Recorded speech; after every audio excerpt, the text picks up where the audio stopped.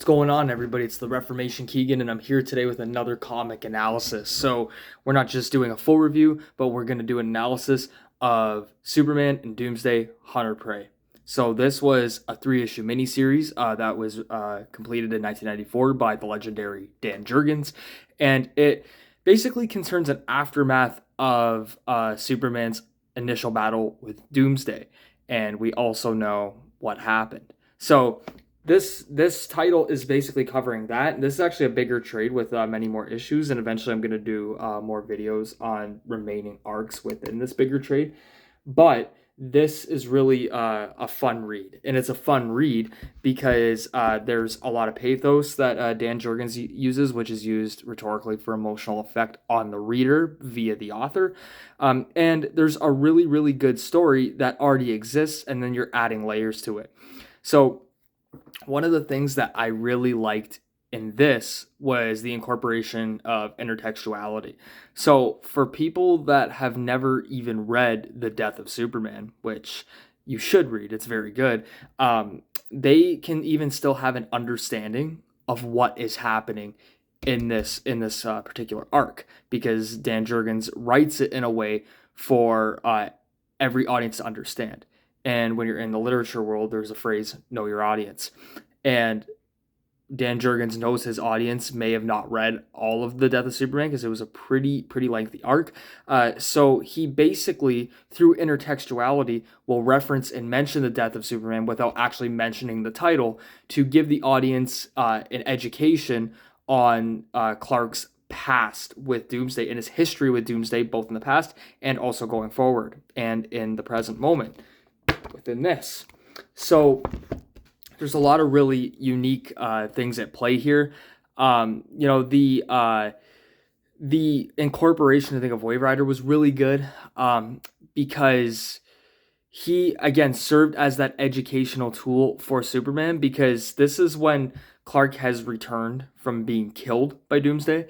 So you can see obviously the different appearance with the hair and etc. And it seems like Clark is becoming more Superman than Superman is in general. So we know that Clark is Superman, but the way that Dan Jurgens frames this narrative is that Clark Kent is more Superman than ever. And you can see it because Clark is more human than ever. So again, if you're going to also reference James Gunn's new Superman movie, it has James Gunn humanizing an alien and humanizing Superman. And this is exactly what Dan Jurgens is doing right now. Dan Jurgens is humanizing this larger than life entity against a foe who is the epitome and the antonym of being non-human and being animalistic, because in human nature, if something goes against what we describe as conventional, we deem it barbaric or animalistic, and that's what Doomsday presents here. And the way that Dan Jurgens writes Doomsday is super well done. And to get as much as you can get out of a character without your character having a voice says a lot about the author. And Dan Jurgens does that, and Doomsday only says one word. He'll utter some laughs here and there, but he says one word, and it's very fragmented, and that is Metropolis. So what I like is that Doomsday is not presented as just a big brutish villain, because sometimes in comics and in literature you have big brutish villains, and it's almost like the author makes you want to sympathize with them because they lack intelligence. They have all brains and no brawn, or lack of a better term, they have no brains and all brawn. Because sometimes if you have a character like Bane, which is what I was getting to in a minute and I overstepped, is you have brains and brawn simultaneously. But Doomsday also has brains and brawn. It's just he doesn't communicate it in the same way that Bane would, because Bane obviously is a human being. And what I like is there is a big incorporation of mythos that Dan Jurgens points out here. And that mythos is the origin of Doomsday, right? So we can see how Doomsday starts and how Doomsday's origin begins. So if I can take a second and I'll go back to issue 2, because issue 2 shows a lot of Doomsday's origin. You can see the reasons of why Doomsday would be angry. So what I like too is that Wave Rider gives a huge educational ploy on this to Superman. And the incorporation of the Mother Box is also a really nice inclusion because you have that Superman and Darkseid rivalry still going. But when Doomsday invades Apocalypse and Darkseid, even Darkseid can't handle him, those two have to temporarily unite in a very, very uneasy alliance, which I like because the tandem that can't coexist but they have to for a common good is always a fun perspective to write from. And I'm saying that as a writer myself.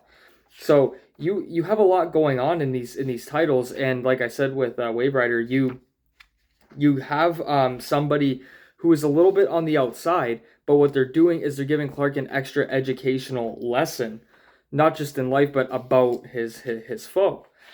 So you can see how a lot of this is played out in issue 2, and I'm trying to scan some pages because I'm trying to look for a good textual example on here.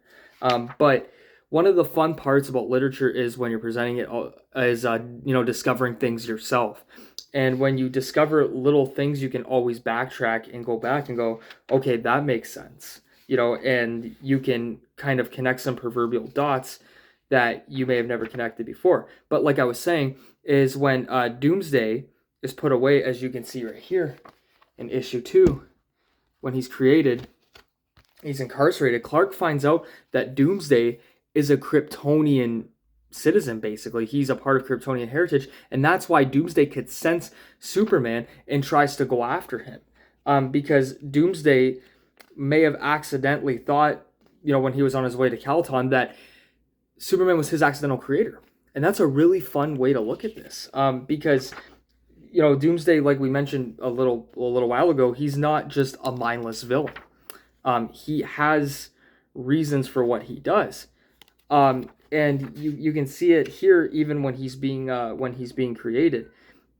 Like saying you can't kill your father. When Doomsday breaks into the lab with an abundance of hostility, you can see again even pathos from the villain, because Dan Jurgens simultaneously is showing Doomsday as mindless but also having a huge mind of his own, and this duality gives the audience a reason to emotionally react to the character, even though they can't really sympathize with the severity of the carnage that he ensues. They can understand why.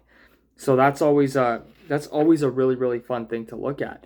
And even Doomsday's creation is really, really fun to look at as well, because we can create a monster, but then eventually when you're trying to create the ultimate life form, that monster becomes too big for you to handle. And we can see even with Clark, aka Superman, it's sometimes too much of a challenge, and you need to go for help. And I think one thing that Clark learns in his battles with Doomsday is he doesn't always have to do things independently, and Clark can go get help, and Clark has a better support system than most people think, and maybe even what he thinks too, because at the beginning of this, he tells Lois he's got to go, and she doesn't want him to go, but she's also supportive in the reason of why he needs to go fill this proverbial void within his own self.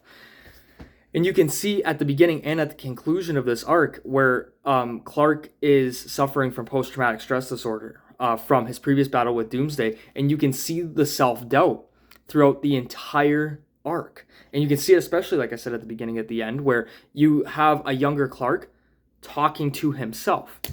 So it's a lot of fun to look at that and go, okay, Clark is very human. Superman is human. Superman is the human being that we are supposed to be, but we are too flawed for that. And even Superman himself is flawed, and he acknowledges his flaws. And that's something also that James Gunn does in the Superman movie. So I really wonder if James Gunn looked at Superman, Doomsday, Hunter, and Prey for reference, because this is a very humanized version of Superman, a Superman that doubts himself, a Superman that has, within the middle of battle, having to come to terms with his own depression, basically, his own post-traumatic stress disorder, his own anxieties, and confront them and use them to go against Doomsday.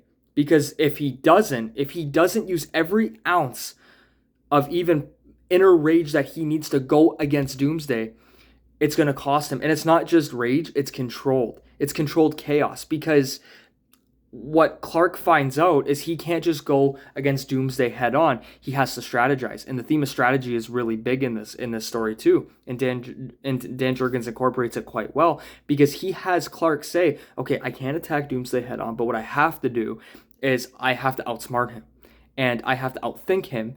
And I need to play human chess and beat him move for move. Because once I beat him move for move, then I can get from A to B to C to D to E to F to G and H and I and J and K. And then once I get there, then we can use something like the Mother Box, trap Doomsday, and get him away.